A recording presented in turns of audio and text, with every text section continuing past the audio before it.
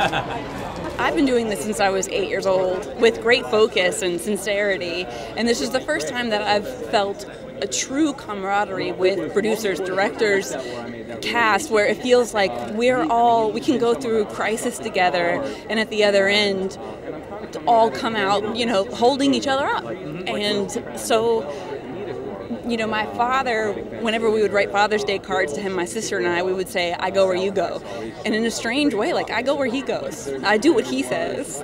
Because, you can have just a dose of one of his stories or just have a smallest part in one of his films, and it satisfies me for a year. If it's all I do, it's okay.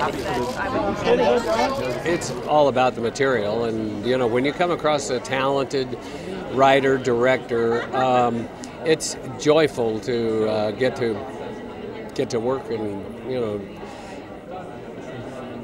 experience that, have that experience with him. And Craig is one of those guys. He's a special guy. There are certain things that are kind of emblematic in Zahler's work that go through all of his work, but in terms of story, there's not much that I could say that's really similar.